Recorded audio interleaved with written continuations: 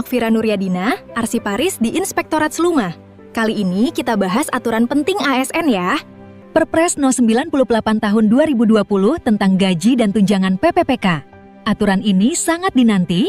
Gaji PPPK setara PNS loh, dihitung detail berdasarkan golongan dan masa kerja golongan setiap bulannya. Ada kenaikan gaji berkala plus istimewa, plus 4 tunjangan utama, keluarga, pangan, jabatan, dan umum. Nah, sekarang kita bahas Peraturan Pemerintah Nomor 53 Tahun 2010 tentang cuti ASN. 1. Cuti tahunan.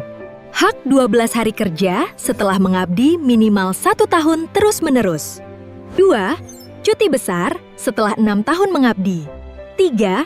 Cuti sakit harus dengan surat keterangan dokter. 4. Cuti melahirkan untuk anak pertama sampai ketiga. 5. Cuti alasan penting untuk keluarga terdekat. 6. Cuti bersama sesuai keputusan Presiden. Terakhir, cuti di luar tanggungan negara tanpa gaji. Itu tadi rangkumannya. Memahami aturan adalah wujud ASN yang berintegritas dan profesional. Semangat mengabdi.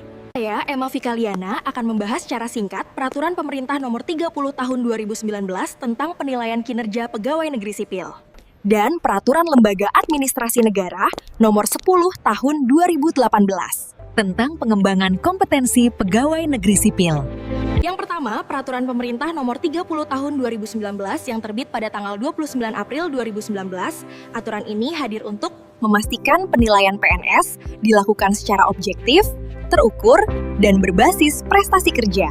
Dalam sistem ini, penilaian kinerja terdiri dari 2 komponen utama, yaitu sasaran kinerja pegawai sebesar 60 dan perilaku kerja sebesar 40. Perilaku kerja mencakup orientasi pelayanan, komitmen, kerjasama, inisiatif, hingga kepemimpinan. Hasil penilaian ini menjadi dasar pengembangan karier, promosi, peningkatan kompetensi, hingga pemberian reward bagi PNS berprestasi.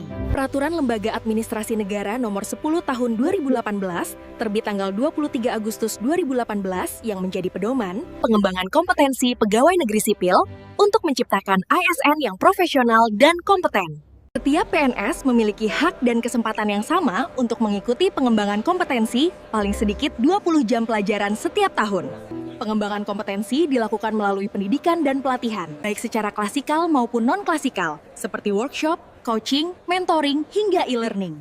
Dengan pengembangan kompetensi yang terencana, PNS didorong untuk meningkatkan kinerja, memperkuat kompetensi jabatan, dan mendukung pengembangan karier secara profesional. Halo, saya Inggi Mia Fepti, penata kelola pemerintahan, siap memberikan pelayanan terbaik dengan ramah, profesional, dan penuh tanggung jawab.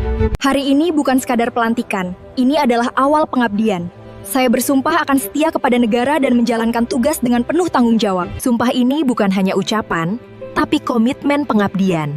Pelayanan yang baik adalah bentuk nyata pengabdian ASN. Tanggung jawab adalah amanah yang harus dijaga. ASN bukan hanya profesi, tetapi pengabdian untuk negeri. Menjadi ASN berarti siap mengabdi dan negara hadir memberi perlindungan. Setiap tugas memiliki tanggung jawab dan risiko. Perlindungan kerja memberi rasa aman saat bertugas. Keluarga juga berhak mendapatkan rasa tenang. Jaminan kecelakaan kerja diberikan bagi ASN yang mengalami risiko. ASN bekerja untuk negeri, dan negara hadir melindungi. Jaminan kerja dan perlindungan ASN adalah wujud penghargaan atas pengabdian kepada bangsa. Peraturan Pemerintah Nomor 11 Tahun 2017 mengatur tentang manajemen pegawai negeri sipil. Peraturan ini diterbitkan pada tanggal 7 April 2017 sebagai panduan lengkap tata kelola pegawai negeri sipil. Salah satu poin penting dalam peraturan ini adalah pengaturan mengenai batas usia pensiun bagi pegawai negeri sipil. Dalam peraturan ini dijelaskan bahwa batas usia pensiun bagi pejabat administrasi adalah 58 tahun, sedangkan bagi pejabat pimpinan tinggi adalah 60 tahun. Undang-Undang Nomor 11 Tahun 1969 mengatur tentang hak keuangan berupa uang pensiun bulanan bagi pegawai yang berhenti dengan hormat, serta perlindungan ekonomi bagi janda atau duda yang ditinggalkan. Peraturan ini diterbitkan pada tanggal 24 Juli 1969 dan hingga saat ini masih sah dan berlaku sebagai dasar hukum pemberian jaminan hari tua. Poin penting dalam undang-undang ini adalah pemberian uang pensiun bulanan bagi pegawai yang berhenti dengan hormat. Undang-undang ini juga memberikan perlindungan ekonomi bagi janda atau duda yang ditinggalkan. Assalamualaikum warahmatullahi wabarakatuh. Saya M. Diwa Aditama, anggota Latsar Angkatan 27 Kelompok 1. Pada kesempatan ini, saya akan menjelaskan mengenai PP Nomor 7 Tahun 1077 Jungto Perpres nomor 10 tahun 2024, peraturan pertama yaitu PP nomor 7 tahun 1977 tentang peraturan gaji pegawai negeri sipil. Peraturan ini diterbitkan pada tanggal 15 Maret 1977 dan menjadi dasar pengaturan gaji PNN golongan. Selanjutnya terdapat Perpres nomor 10 tahun 2024 sebagai bentuk penyesuaian kebijakan penghasilan ASN. Peraturan ini menjelaskan bahwa ASN memperoleh hak berupa gaji pokok dan tunjangan kinerja. Tunjangan kinerja diberikan berdasarkan capaian kinerja, disiplin kerja, dan kelas jabatan pegawai. Tujuan dari kebijakan ini adalah meningkatkan kesejahteraan ASN, meningkatkan profesionalisme, serta mendorong kualitas pelayanan publik. Dengan adanya kebijakan ini, ASN diharapkan dapat bekerja lebih disiplin, profesional, dan berintegritas. Demikian penjelasan singkat dari saya. Selanjutnya, saya Diwa akan menjelaskan tentang Peraturan Pemerintah Nomor 49 Tahun 2018 tentang Manajemen Pegawai Pemerintah dengan Perjanjian Kerja atau PPPK. PP ini ditetapkan pada tanggal 28 November 2018 dan menjadi dasar hukum pengelolaan PPPK sebagai bagian dari ASN. Dijelaskan bahwa PPPK merupakan warga negara Indonesia yang diangkat berdasarkan perjanjian kerja untuk jangka waktu tertentu. Peraturan ini mengatur berbagai aspek penting, mulai dari penetapan kebutuhan, proses seleksi, hingga penilaian kinerja.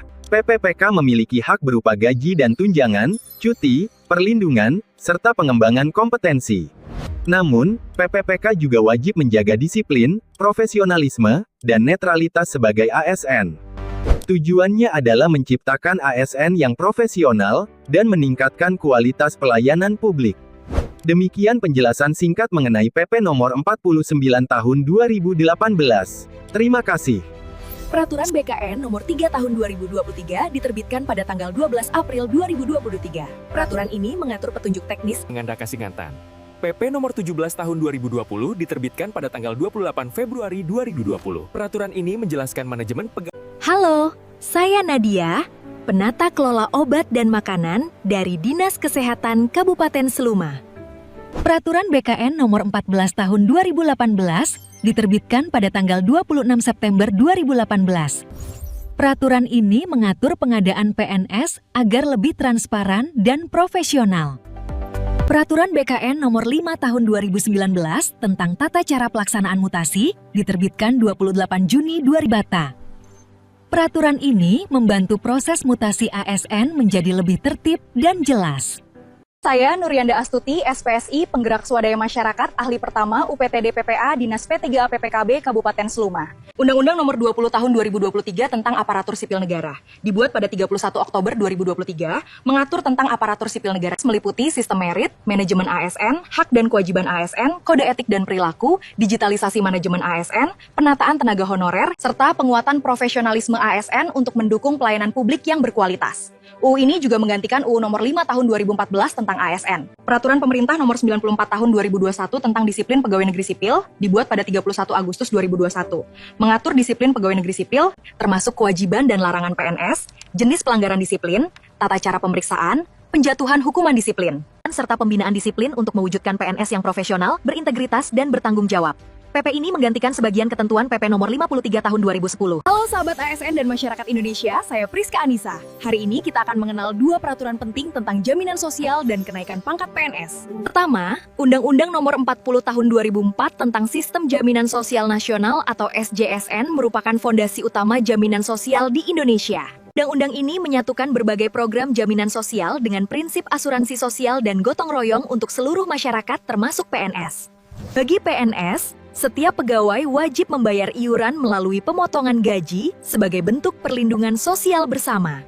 Terdapat 5 program utama yaitu jaminan kesehatan, jaminan kecelakaan kerja, jaminan hari tua, jaminan pensiun, dan jaminan kematian. Selanjutnya, kita masuk ke Peraturan BKN Nomor 4 Tahun 2025 yang menjadi aturan terbaru kenaikan pangkat PNS. Peraturan ini resmi berlaku sejak 1 Oktober 2025 dan menetapkan kenaikan pangkat dapat dilakukan 6 kali dalam setahun. Dengan berlakunya aturan baru ini, Peraturan BKN Nomor 4 Tahun 2023 dicabut dan dinyatakan tidak berlaku. Langkah ini dilakukan untuk mempercepat pengembangan karier ASN dan memberikan layanan kepegawaian yang lebih fleksibel. Sekian, semoga informasi ini bermanfaat dan membuat kita semakin memahami hak serta pengembangan karier ASN Indonesia. Terima kasih.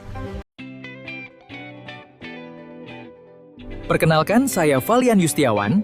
Di sini saya akan menjelaskan secara singkat tentang Peraturan Pemerintah Nomor 5 Tahun 2024. Peraturan pemerintah ini diterbitkan pada tanggal 26 Januari 2024. Deskripsi dari PP ini adalah kenaikan gaji PNS sebesar 8% yang bertujuan untuk meningkatkan kesejahteraan dan kinerja PNS. Selanjutnya saya akan menjelaskan tentang Undang-Undang No. 1 Tahun 2024. Undang-undang ini diterbitkan pada tanggal 14 Januari 2024. Deskripsi dari UU ini tentang perbendaharaan negara supaya pengelolaan keuangan dilakukan secara tertib, efisien, transparan, dan bertanggung jawab.